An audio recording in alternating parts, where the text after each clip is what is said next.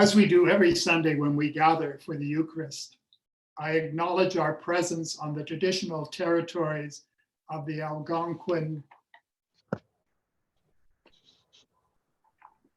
As we do every Sunday, I acknowledge our presence on the traditional territories of the Algonquin communities of this region that precedes the founding of our parish. Also, I know that when one asks an Indigenous elder to speak, it is proper to give that person a gift of tobacco, something I cannot do today because I am having this conversation by means of Zoom, but it's important to be aware of the protocol. Today, as St. Joseph's Parish celebrates the Liturgy of the Word on the Feast of Corpus Christi, I would like to welcome my friend and brother Oblate priest, Father Garry Laboucane, to our gathering this morning.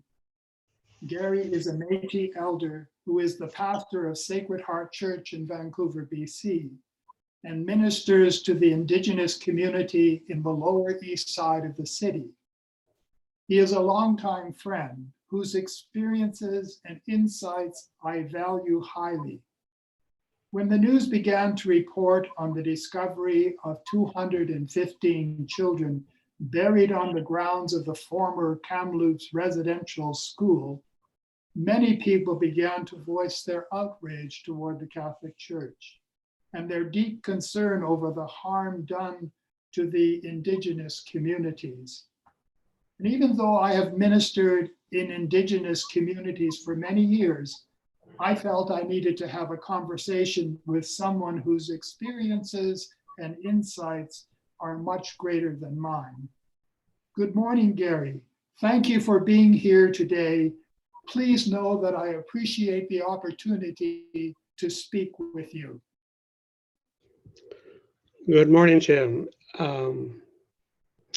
Since our conversation on the phone on Monday, I've learned something about you and about many other friends of mine and about life. So I'm happy to share my perspective, but I can only speak for myself, not for anybody else. So I am Métis. I'm not used to being called an elder, but I'm getting into that category. But what you've done is you're modeling for many people the importance of listening to Indigenous voices, just by that phone call you asked. So I am a newcomer to this land where I am now. About 9 years ago, I arrived here from the ancestral lands of the Blackfoot Confederacy, and I was welcomed in a ceremonial way to these traditional, ancestral, and unceded territories of the Musqueam, the Squamish, and Tsleil-Waututh nations. This is an experience that I will always treasure. Pope Francis has designated 2021 to be the year of the family, and we are about, interestingly enough, to celebrate Corpus Christi, the body of Christ. In terms of my family, residential schools have had their impact. And as we're seeing, it's not just on our own families, but on our nation. My grandfather went to a residential school. He told me that they worked half of the day and they studied the other half. His first language was Cree, but he could only say his prayers in French. Some of my cousins were homeless as a result of their parents. Their mother died and the father, I think he died as well. So they had no place to go, but it was a residential school in northern Alberta that took them in. It was not a good experience. The boys were separated from the girls, and they were not allowed to talk to each other, even though they were siblings.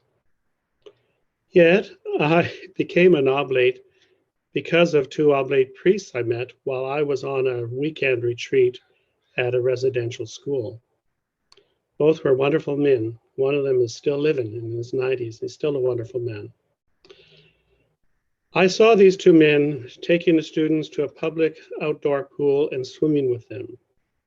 I'd never seen a priest without his vestments on before. I wanted to be a priest like that, working with Indigenous people. The history of the Oblates as missionaries has always been a painful and also inspiring, but a painful issue for me. There are many individual oblates who I totally admire and others I can't tolerate even to this day. The same applies to the oblate community.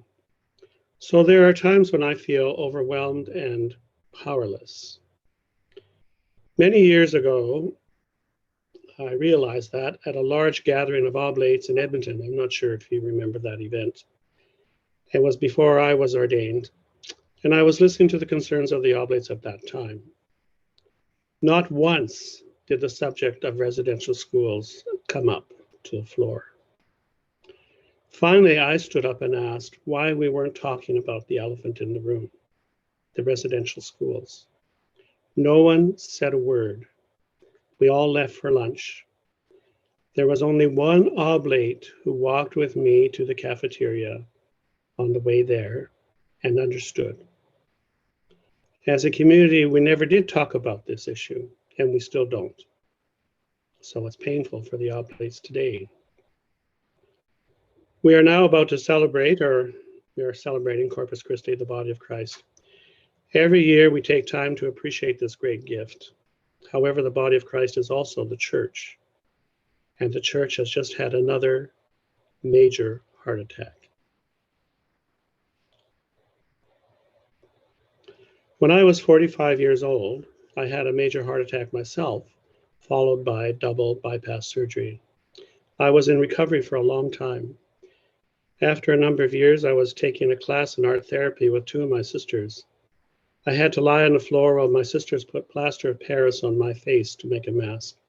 In order to make the mask, I had to close my eyes, keep my mouth shut, which is a little bit unusual, and breathe through a straw in each nostril. I began to panic.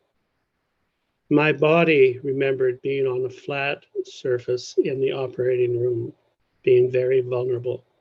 My mind had forgotten that a long time ago. News from the Secwépemc Ulu, the traditional and unceded lands of the Secwépemc people, known to others as Kamloops, re-traumatized so many residential school survivors. Archbishop Boland acknowledged this happening in his own diocese. One of them, that's in Regina. One of my friends, who is a healer, an addiction counselor for many years, thought that she had forgiven the priests and the nuns. When she heard the news, she had to be rushed to the hospital for acute care. Now she is at home for complete bed rest. She knows that she needs more healing in her life, but even she asks, where can she go for that?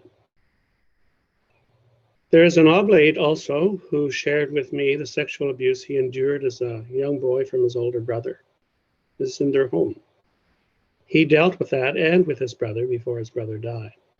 But now that has resurfaced.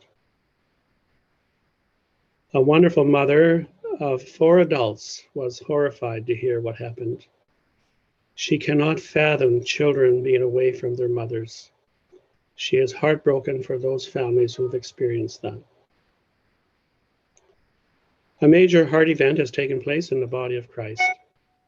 In the book, Let Us Dream, Pope Francis spoke of COVID-19 as a worldwide crisis. In light of his wisdom, I began to understand my stinking thinking about the body of Christ. I am still tempted to react in 3 different ways. I can be very narcissistic in a negative way by thinking that I am the victim again, always being picked on again, as an Indigenous man, a Catholic, a priest, or an oblate. I can also be discouraged and lament and complain about everything. And finally, I can be a pessimist by just saying that it's hopeless. So just disconnect from the oblates, leave the oblates, or leave the church. In his book, Pope Francis has offered me hope. The church of the body of Christ, he says, really needs to listen, listen, listen. And what I take from that, let the Indigenous voices be heard. So I was speaking to Rusty Gardner, an oblate. We were talking about this. He is Métis as well. Anything that is said or written about Indigenous people needs the voice of Indigenous or voices of Indigenous peoples. We cannot Nothing should be done without the voices of the people. So the church needs to listen to its own body. It's crucial to name the pain. Jim, you know that because you worked a long time with people who are in pain. To acknowledge the pain. I like what Francis wrote in that book. For there to be a true history, there must be a memory, which demands that we acknowledge the paths already trod, even if they are shameful. Throughout this time, I have experienced the kindness and support of so many people, survivors, family, friends, parishioners, and oblates. People are so compassionate for all those who have suffered or who are suffering. The body of Christ is badly wounded. In writing about the virus, Pope Francis said, "We would be wise to come out of this crisis very different from what we were like before." Hopefully, in our own crisis here in Canada, the world has learned many lessons about walking together when pitching our tents together. This is a major heart event that cannot be ignored. Francis reminded those who read this book that God always heads for the margins of life. And we all know Jesus did this repeatedly in word and in action, to the edges of life. The last 2 pages of the book, Let Us Dream, include a poem written by Alex Valdez. Appropriately enough, it's called Hope. When the storm has passed and the roads are tamed, and we are the survivors of a collective shipwreck, with tearful heart and our destiny blessed, we will feel joy simply for being alive. And we'll give a hug to the first stranger and praise our luck, our good luck that we had kept a friend. And then we'll remember all that we lost and finally learn everything we never learned. And we'll envy no one, for all of us have suffered. It will not be idle, but more compassionate. We'll value more what belongs to all than what was earned. We'll be more generous and much more committed. We'll understand how fragile it is to be alive. We'll sweat empathy for those still with us and those who are gone. We'll miss the old man who asked for a buck in the market, whose name we never knew, who was always at our side. And maybe the poor old man was your God in disguise, but you never asked his name because you never had the time. And all will become a miracle, and all will become a legacy, and we'll respect the life we have gained. When the storm passes, I ask you, Lord, in shame, that you return us better as you once dreamed us. The dream that God had and has is a dream that God shared with all peoples and continues to do so. My ancestors were nomadic, and I followed their example.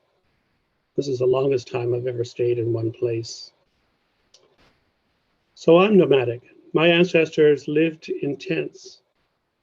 The significance of that, it's important for us to be able to move from one position or one place to another, and not to take an immovable stance in life. People I know, and I've been blessed by so many people, so many cultures, but my own people, the Cree people, the Blackfoot people, and the people here in these territories, the Musqueam, the Tsleil-Waututh, and the Squamish peoples, they always welcome the strangers. In our language, Tawau, come on in. So it's an invitation to talk, to share, to learn. Unfortunately, when the strangers first came to this part of the world, they walked into the house and they took over everything. And they changed the way of life. I think what we can learn from this hard event, it's better that we camp together, we move together. It's better to return to the dream God has for us. And that's what gives me hope. There's a wonderful woman, when I was welcomed here to this traditional unceded territory, I was welcomed in their way in a ceremony. So she always wore lots of jewelry on her hands, all kinds of rings. I don't know if you can see this. All kinds of rings. And she had bracelets on, all kinds of beautiful bracelets and earrings. So I asked her about that. And she said, well, we can learn something from what we wear. So for our ears, to remind us to listen with our ears, we have two of them. For our wrists, never to raise them in anger, but to raise them in peace and offer peace. For our fingers to reach out and to help each other. And her people used to have lip plugs. That's never to speak anything bad about people, always to speak good. So there are reminders, and this crisis, and it's good to have a crisis. It was a good hard event because something had to be shaken up. Is a reminder of who we are, who we are called to be, a reminder of the dream that God has for us today. Eximaga, that's about all I have to say. Kinaskomtin anoch. Thank you, my friend. Thank you, Gary. I appreciate your wisdom and insights and experience, and many blessings on you and your ministry as you continue to be a voice that we can listen to and learn from. Take care. Oh, thank you. You know, for the parish, I would like to share a few thoughts. And first of all, when I heard the news, I was reminded again of the trauma and pain that many Indigenous communities carry as a result of more than 500 years of systemic racism inflicted on them by settler culture. I recall the first time I confronted this reality when I was living and ministering in a small northern Indigenous community. One morning, as I came out of the rectory, I noticed a small group of young children playing on the lawn in front of the church. They appeared to be around 5 or 6 years old, enjoying the freedom of a warm summer's day, laughing as they played their game. Suddenly, one child became very angry at one of his friends, and as I turned my attention to the group, I heard one boy call another a dirty Indian. The anger racist slur had me inquiring about their background. Are you Casca? Are you Teltan? Are you Tlingit? The boys were not able to answer my question. It appeared to me that they wanted to have nothing to do with Indigenous culture. The dominant culture had robbed them of their culture, language, and dignity, leaving them with a negative self-image. The awakening had me spending my whole ministry in this community, affirming the Indigenous peoples, their culture, language, and spirituality in ways that I felt would undo the effects of the systemic racism that had been inflicted on them. For those who had no contact with Indigenous people, it was my priority to share with them the lessons and values the Indigenous peoples had taught me. And even though I did my best, I'm sure I made mistakes, but I hope that they allowed me to grow in understanding and appreciating the people I was asked to serve. At a moment when the heightened rhetoric found in the media is presenting a very simple, fundamentalistic answer to a dark period of our history, I find myself trying to quietly listen to the many different voices and to be present to people's struggles and concerns, realizing that this is part of the ongoing truth and reconciliation process. In time of conflict, the only way for resolution and healing is by dialoguing, understanding, and respecting the other. At a time when many Canadians are voicing their concerns for Indigenous communities and expressing a desire to walk in solidarity with them, what do we as parishioners of St. Joe's try to do to advance the healing and reconciliation? As we reflect on this question, we know that we are taking another step on a very long journey. Take care. My thoughts and prayers are with you all at this time.